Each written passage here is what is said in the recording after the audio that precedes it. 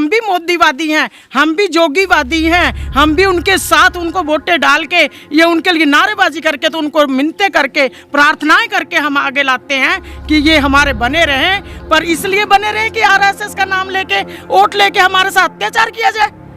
तो ये हमारी आवाज वहां तक भी पहुंचाई जाए कि हमारे ही जमीन पे हमें बसने का हक दिया जाए, ताकि हम अपने शेल्टर बना के उनमें आराम से अपना बुढ़ापा निकाल सकें।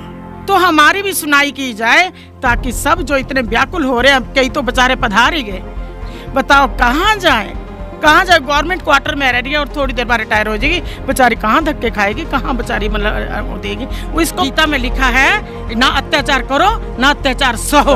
पर ये मेरे भाई लोग अत्याचार क्यों सह रहे हैं, या आप इनको थोड़ा सा बाहुबल दीजिए। जीपीएफ निकाल के एक एक पैसा पेट काट के अपना तब जोड़ा था, मतलब तब यहाँ लगाया था, मतलब तो उसी के लिए देखो मेरे को बेघर होकर आज घूमना पड़ रहा है। रिटायरमेंट के बाद भी धक्के खाने पड़ रहे हैं कि हमारी इस प्रकार को जहाँ कोई न्याय हो वहाँ तक पहुँचाया जाए, और हम कहीं अपना एक गुल्ली डाल के बैठ जाए अपनी जगह। हम बहुत दुखी हैं इस टाइम, बहुत दुखी हैं हमारे इस टाइम। हम दर दर रुल रहे हैं, हमें को तो कोई रखने को भी ध्यान नहीं होता, दरवाजे बंद कर लेते हैं। ये बेघर लोग हैं, मतलब इनको कहीं बिठा ना लेना तो यहीं रह जाएंगे, मतलब इसलिए हमारी इस दुर्दशा का निवारण किया जाए और गौगों को तुरंत यहाँ से हटाकर, इस लालची को भी यहाँ से हटाकर, मतलब ना हमको इससे छुड़ाया जाए। मतलब इसने खा लिया, हमारे को खा लिया।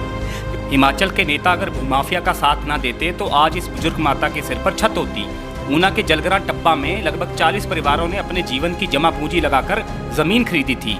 जमीन का सौदा होने के बाद भूमाफिया ने इसे कब्जाने के लिए एक डेयरी फार्म खोल दिया। दूध का व्यापार करने वाले ने उसे बाल गोपाल गौशाला का नाम दिया।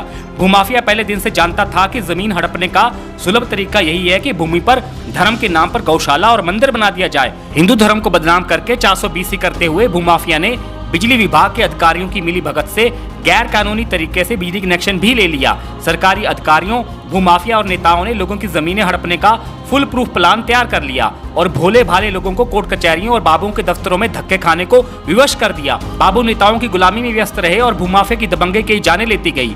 अपनी जमीन पर घर बनाने की आस में डरा सहमा हिंदू समाज घुट घुट कर दम तोड़ रहा है। ऊना बाजार में दुकान चलाने वाले बलविंदर कुमार की पत्नी अचला केडिया की सदमे में मौत हो गई जब उन्हें पता चला कि उनकी जमीन पर कब्जा हो गया है। भूमाफिया की बदमाशी का अंदाजा इसी से लगाया जा सकता है कि वो लिख कर दे चुका है कि यह जमीन उसकी नहीं है। राजस्व विभाग भी पुष्टि कर चुका है कि गौशाला की शक्ल में चल रहा डेयरी फार्म अवैध तरीके से बना है। गौधन को दूसरी गौशालाओं में शिफ्ट करने के लिए एनओसी भी ली जा चुकी थी। 2 दर्जन गौवंश को शिफ्ट भी कर दिया गया था, बाकी को भेज दिया जाता, लेकिन बीच में एक नेता आ गया। नेताजी ने अधिकारियों पर दबाव डाला और अधर्म फिर जीत गया। हिंदू धर्म का चोला पहने बहरूपियों ने पाप की सारी सीमाएं लांघ दी। मौके से अधिकारी 9-11 हो गए और मामला फिर से लटक गया। तब न्याय नहीं मिल पाया था। प्रधानमंत्री मोदी हिमाचल में होंगे, क्या जयराम ठाकुर छाती ठोककर कह सकते हैं कि उन्होंने राज्य से माफिया राज खत्म कर दिया है? क्या सतपाल सत्ती अपने क्षेत्र में भूमाफिया की मनमानी सहते रहेंगे? भैया बात को समझो, जनता को राहत दो, पीड़ितों से न्याय करो, भूमाफिया पर प्रहार करो। माफिया राज का ठप्पा जयराम सरकार पर ना लगे, इसके लिए पुरुषार्थ करो।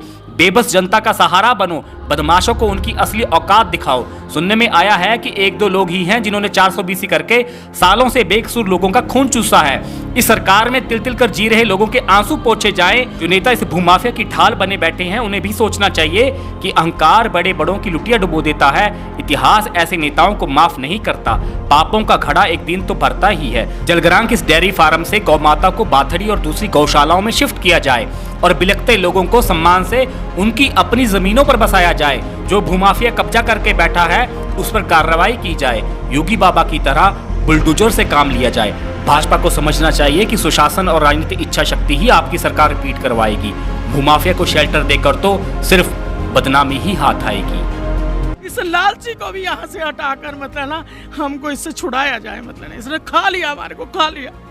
दर्शकों, आज हम आपको एक ऐसा केस बताने जा रहे हैं जिसमें कि गौशाला के नाम पर, गौ माता के नाम पर भूमि पर कब्जा किया हुआ है। और भूमाफिया का ये चिर परिचित अंदाज है कि आप कहीं भी किसी भी प्राइम लैंड के ऊपर आप कब्जा करना चाहते हैं तो वहाँ पर मंदिर बना दीजिए, धार्मिक स्थल बना दीजिए, लेकिन यहाँ पर गौ माता के नाम पर ये किया जा रहा है। ये जबरन बैठा है सर यहाँ पे।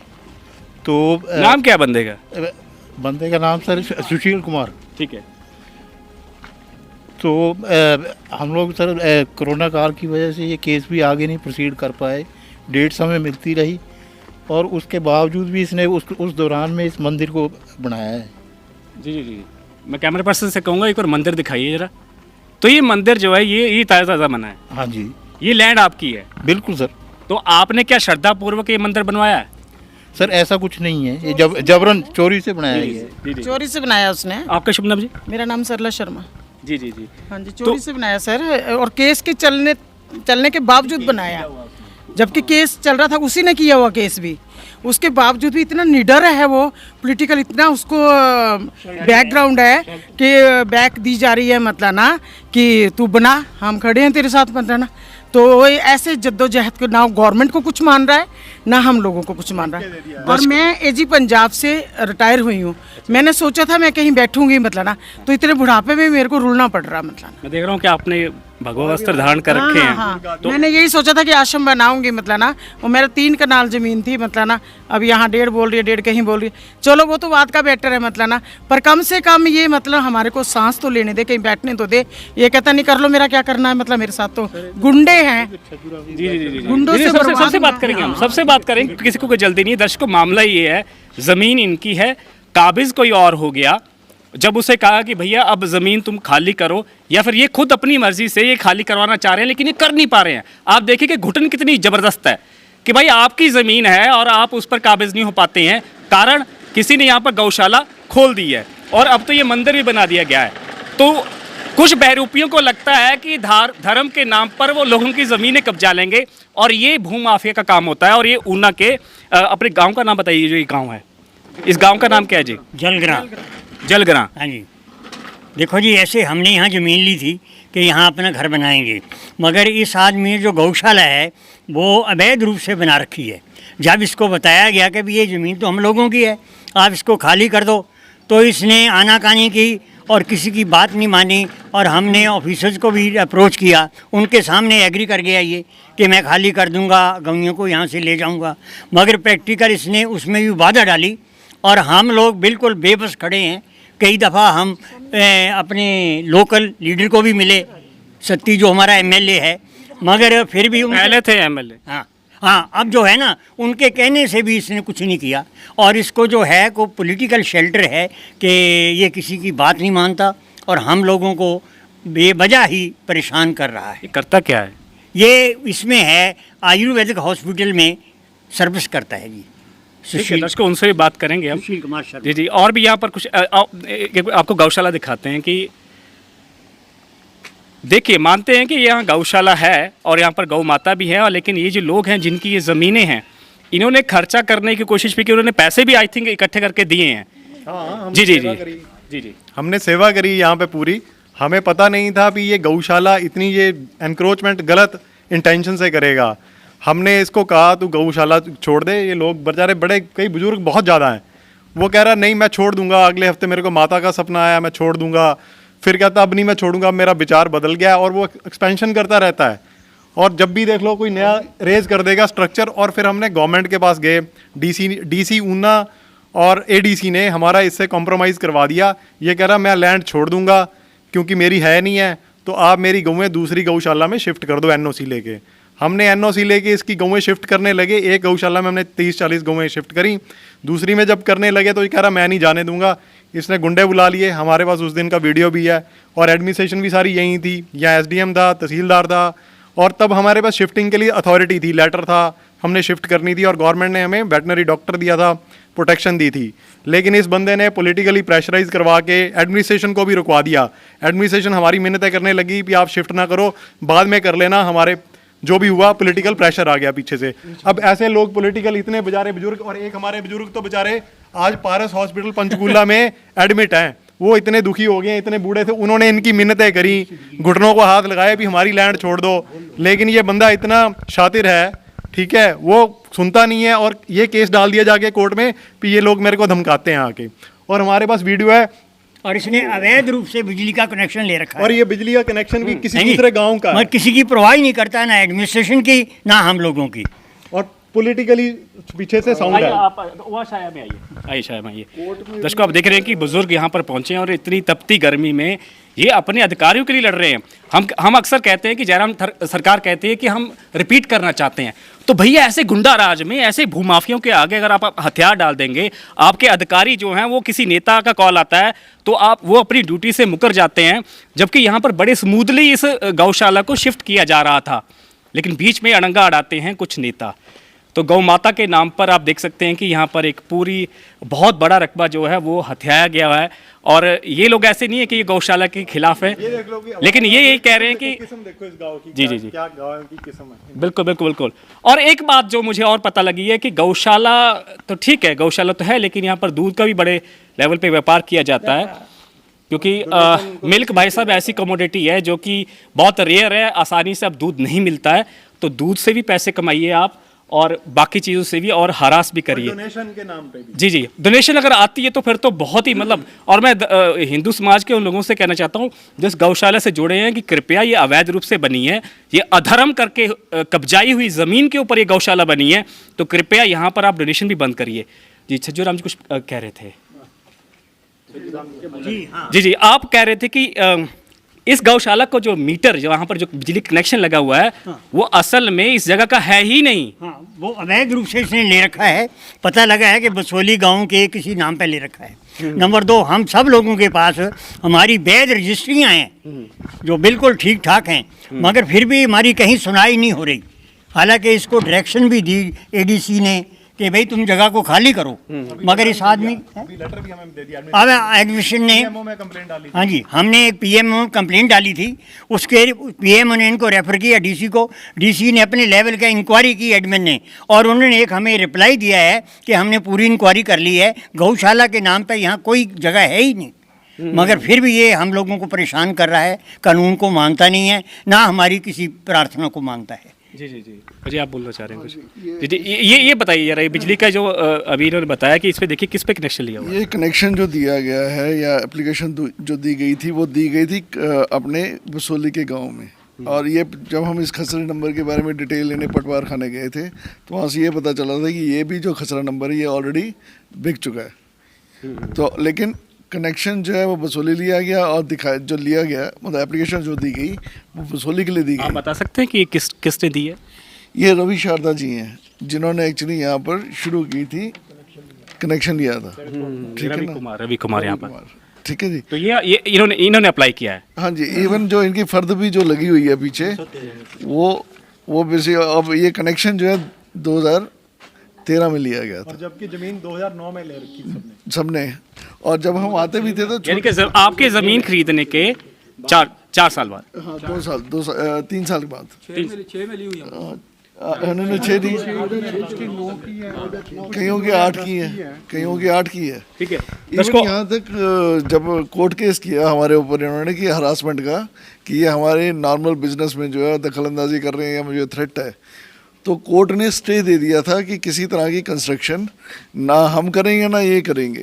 तो आप देख सकते हैं, तो आपने मंदिर देख ही लिया, पीछे इन्होंने पिलर गाड़ के, देख लीजिए पिलर गाड़ के, मैं देख रहा हूँ कि वो देखिए वो बैरिकेटिंग इसकी, तो ये तारे लगा के इन्होंने एक्सटेंड कर लिया उस चीज़ को। और इधर भी जो ये जगह है इनमें भी तोड़ के यहाँ पर भी उन्होंने उसको एक्सटेंड कर दिया हुआ है। तो मैं मतलब कोर्ट में भी केस होने के बावजूद मतलब वो कोर्ट को भी नहीं मान रहा, क्योंकि स्टे जहाँ तक हम जानते हैं वो दोनों पार्टीज पर एप्लीकेबल होते हैं। बता दो कितनी है आज की डेट में? और आज की डेट में जो लैंड है करोड़ों में है सर, और जो वो हमें ऑफर करता है वो कहता है कि जिस रेट पे आपने उस टाइम पे खरीदी थी उस टाइम के रेट पर मुझे बेच दो, बेचने दो, अब तक गौशाला के नाम पे दान दे दो।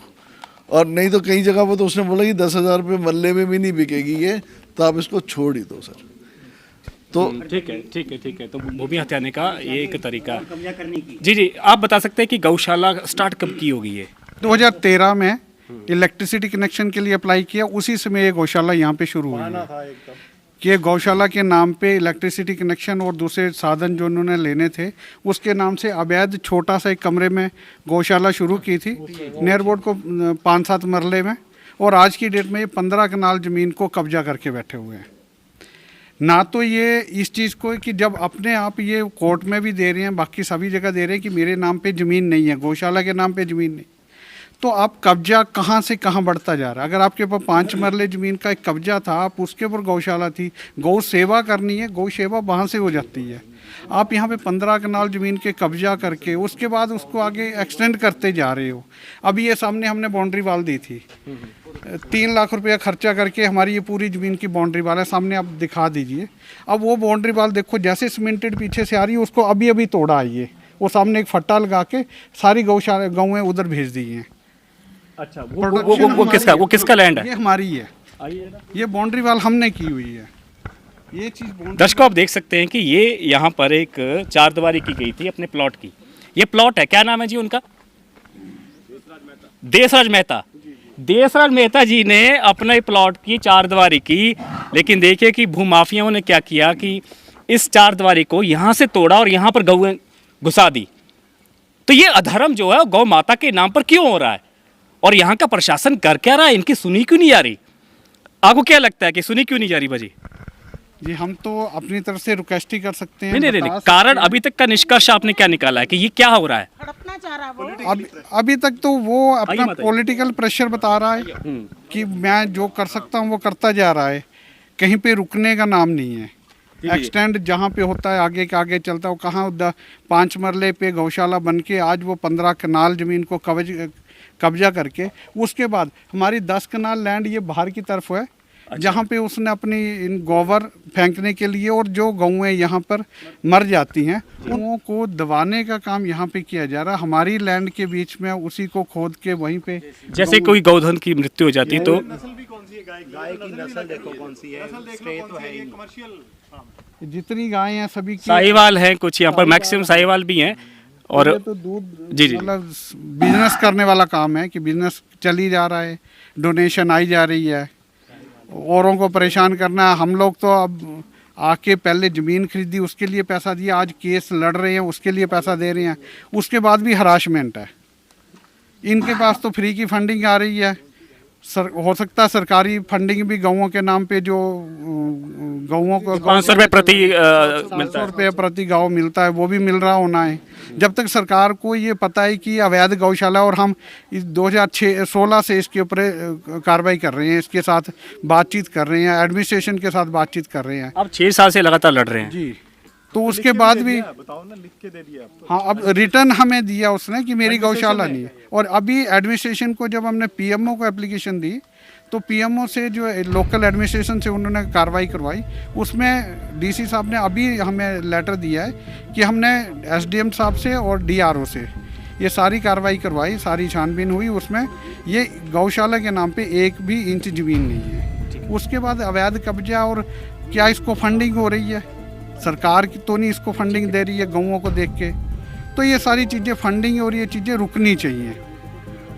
दर्शकों ऐसा नहीं है कि यहाँ के जो लैंड ऑनर्स हैं वो गौ माता के ऊपर अत्याचार कर रहे हैं, बल्कि इन्होंने पैसे जमा करा के बाकायदा बाकी गौशालाओं से बात करके कि क्या आप इन गौओं को आश्रय दे सकते हैं कि नहीं। तो हमने 45,851 रुपये जनकौर जो गौशाला है उनको ऑलरेडी दे चुके हैं। अगर ये भूमि किसी बाहुबली की होती, किसी नेता की होती, किसी उसके चाचे फूफा या भतीजे की होती, तो क्या इसी तरीके से ये प्रोटोकॉल फॉलो किए जाते? मेरा नाम बलविंदर कुमार है, 66 साल की मेरी उम्र है।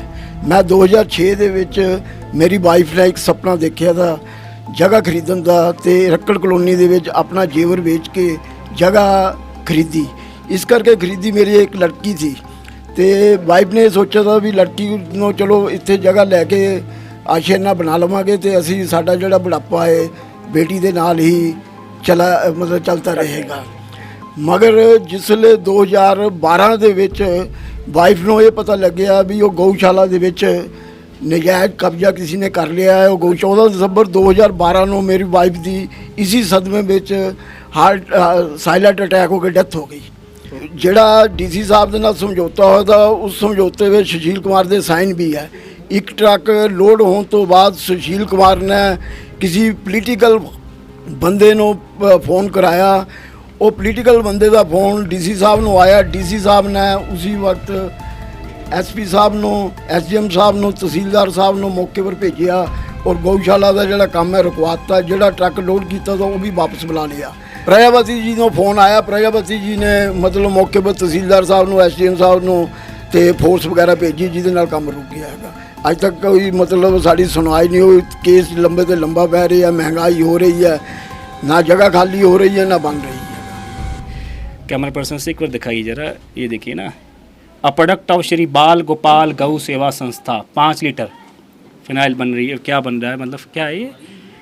यूनाइल है, ये क्या चीज़ होती है? वाइट फ्लोर क्लीनर है जी, फिनाइल बन रही है। हाँ जी हाँ जी हाँ जी। तो देखिए ये व्यापार है, शुद्ध व्यापार है और इसमें कोई शंका नहीं बची है। यहाँ पर देखिए गौ, क्या लिखा है, गौ ग्रास सेवा, और बाबा जी की फ़ोटो भी लगा रखी है। और मुझे पता लगा है कि जो पीड़ित लोग हैं वो बाबा बाल जी से भी मिले हैं, जो कि सम्मानीय संत हैं। तो बाबा बाल जी ने कहा था, ये पक्की बात है कि बाबा बाल जी ने कहा था कि मेरी गौशाला नहीं है। हाँ, बाबा जी ने कहा, हम उनके पास गए कि आपके नाम पे ऐसे चल रही है गौशाला। उन्होंने कहा मेरी नहीं है। हमने कहा भी वो किसी और हमारी लैंड है। उन्होंने पेपर देखे, उन्होंने कहा मैं उसके कहूँगा कि वो खाली कर देगा। फिर